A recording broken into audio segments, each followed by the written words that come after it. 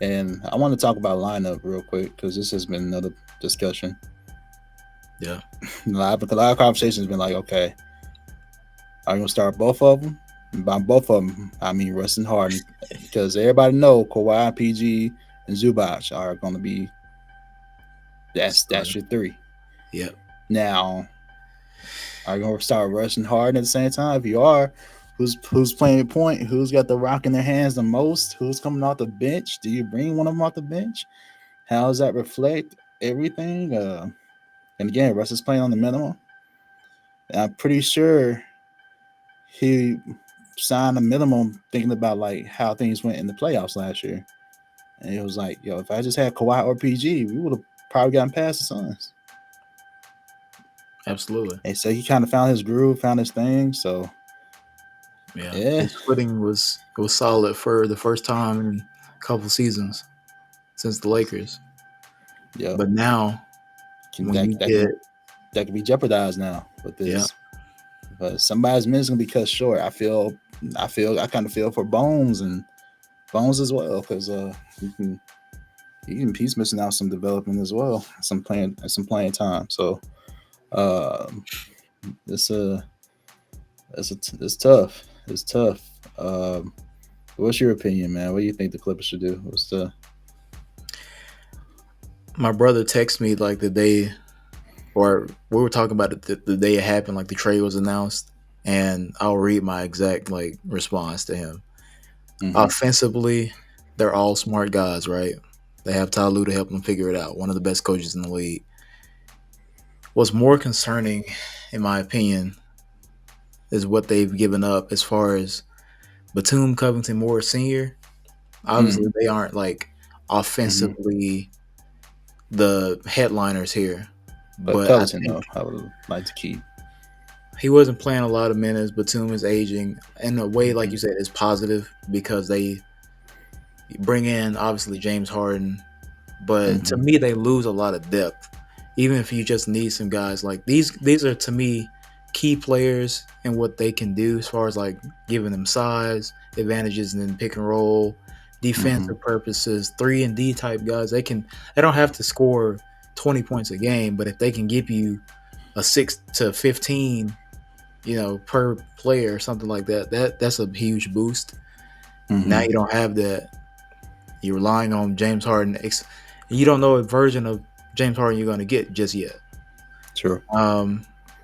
But yeah, those guys, use them to knock down shots, get some stops, be able to switch on defense. I don't know what James Harden is willing to sacrifice, is if he's going to give the effort on defense. And like you said, with James Harden being ball dominant, Russell Westbrook also being on the ball, who's going to have the ball in their hands? I don't feel like Kawhi and PG necessarily need to like have it like 9 times out of 10 like on possessions, but they can score on cuts or plays that are called for them, pick and roll, shoot, like catch and shoots, stuff like that. I feel like it's better, but Mm-hmm. Russ hasn't had the most success being like a spot up shooter, and I would Mm-hmm. opt to. I don't know. I don't want. I like Russell starting. I feel like he's earned that. He should have been, but it makes it difficult. And I'm like, I feel like one of them does have to come out the bench. I don't know who that proves to be just yet, but maybe. Yeah.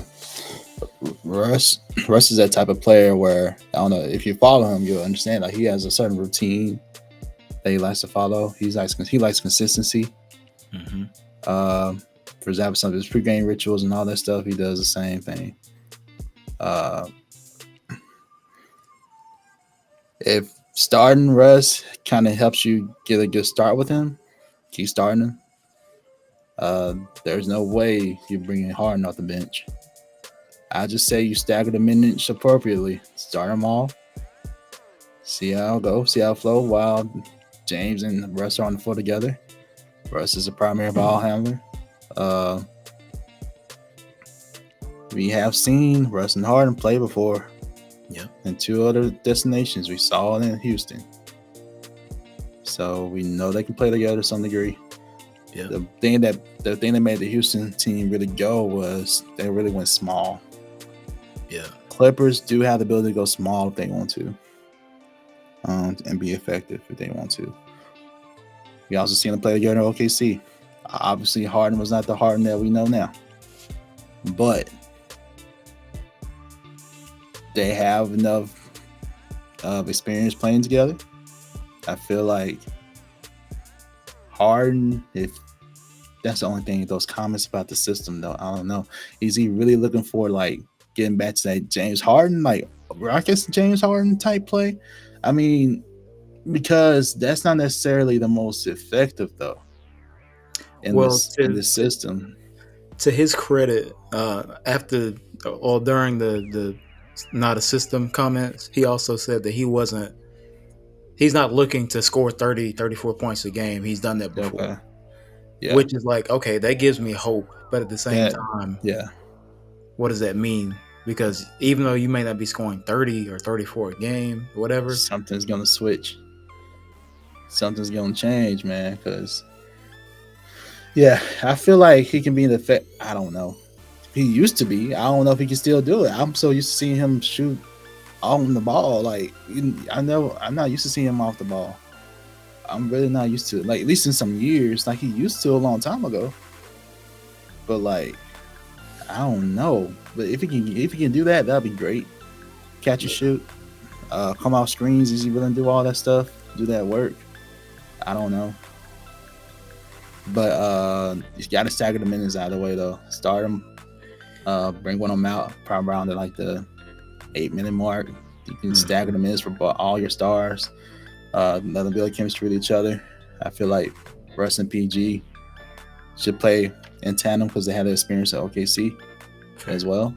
Then Harden and Kawhi. So like maybe take James and Kawhi out at a certain point, keep PG and Russ in, then switch it out. You know, you can stagger the minutes, and then most of the time it's about who finishes the game right after it starts. Now, who finishes the game? I don't know. Maybe that's the point where they all go small because sometimes egos can play a role there too. Mm-hmm. So maybe just go small there, and maybe depending on the score, you don't have to worry about that. Cool, you're blowing teams out. But yeah, that's my opinion. Start them all, stagger the minutes. In my opinion, Russ and PG should shut the floor the most often than James and Kawhi, because James can be that typical, prototypical system that he says he is, that he can do, because that's what he can do. Yeah. So, yeah, that's my opinion on that. But I agree with you. They do lose a little bit on defensive end. It's hard and willing to buy into that defensive system because Russ definitely picked it up. Is he willing to pick it up? I don't know. Yeah. I think the good thing about Russell and James is that they played that type of like tandem off ball, on ball thing in Houston. Mm-hmm. And obviously, even those moments, Russ was mostly off the ball. Yeah. He was, but he was cutting. Yeah, exactly. He was cutting. The thing is, you have to be small for that though, because you can't have a center in there. So it's like you just have to go small. Yeah. Maybe have Russ, James. I'm trying to think, it could be a 3. See, this is would be a good point. We could have some of those pieces they gave up, like you were saying. They can be in that role, but I guess you can go just Terrence Mann or Bones Highland, and then basically we got the hotter hand. Or never mind, Norman Powell for sure. Take that back. Norman Powell, Kawhi and TG. Kawhi at the center, so we'll see. Or Russ. This position is basketball at this point, so. For sure, yeah. Russ will do the dirty work. That's what I admire about him. He's going to play hard defense.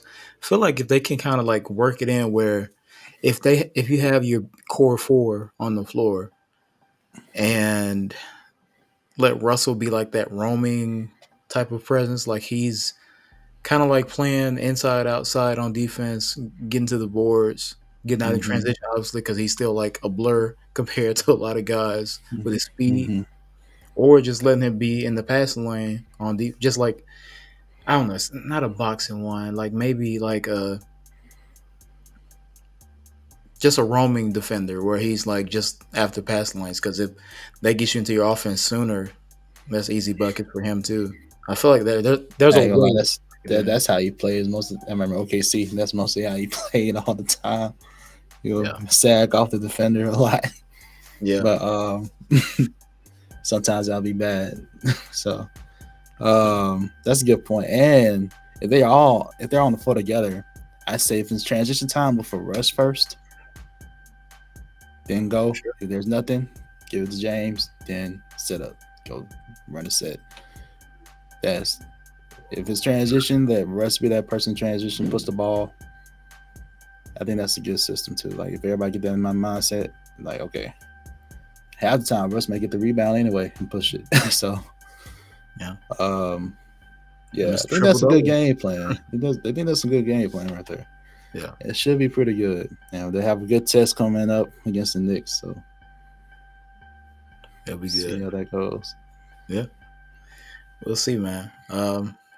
But who do you think, as we kind of come up to a close on the Harden trade, who do you think won, man? You think Philly got the best of this, or you think LA won with landing James Harden? Most of the time they say the rule is whoever got the better player, they win. Mm, And considering the fact that I didn't know what some of the players were in that trade, I mean you have to think that the Clippers win, but honestly, I don't know. You do get a lot of potential with that. The Clippers are already contenders a little bit, in my opinion, before the trade. And mm, now you really have to go at it. The main question is just about making it fit. But we had a good conversation just now about the fit, so it should work. Uh, and at the end of the day, what will really determine if they win is how far they go this season. Honestly,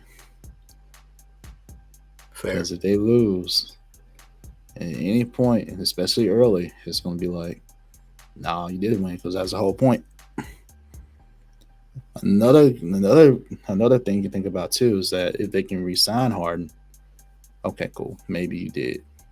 But at the same time, Harden can request out at any point, so I don't know. he can get himself out of there, so I don't know. But right now, I'm gonna say,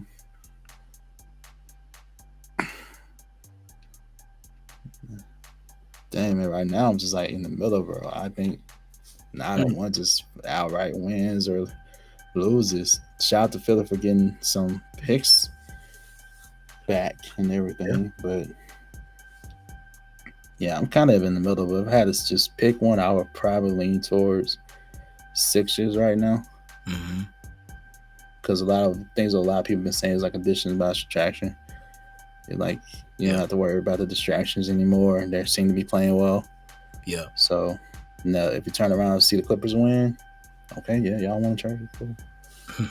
But right now I'm gonna say Sixers. Fair. I had a similar sentiment.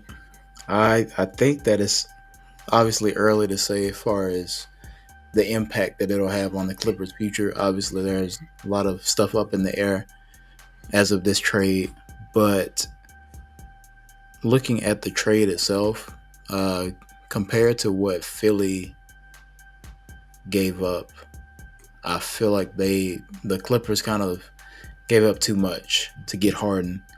Mm. The only reason, and I know he's James Harden, I know how great he's been. I don't know at this moment, and we'll see that I guess in the next few weeks how it goes for Harden adjusting to his new teammates. But at this moment, I don't really know what version of James Harden I'm getting. I don't know how he's going to assimilate with PG, Kawhi, Russ, Terrence Mann, Norman Powell, all these new guys that he's joining. And like I said, you lose, even though these guys weren't exactly in their having their best seasons. I feel like the depth of the team and having these kind of like veteran, proven players who can do multiple things kind of hurts them. Philly, as we've seen, Tyrese Maxey has been going off. Joel Embiid is still the reigning MVP. Tobias Harris is getting a lot more opportunity, which I think is important for them. So I think right now, and they added more players as far as like depth wise, even if they do trade them, send them somewhere else for another piece, Philly to me has come out on top. And the only way to, in my opinion, disprove that is if James Harden comes out and makes a historical impact for the Clippers. Impact on winning at that. So I say Philly as well.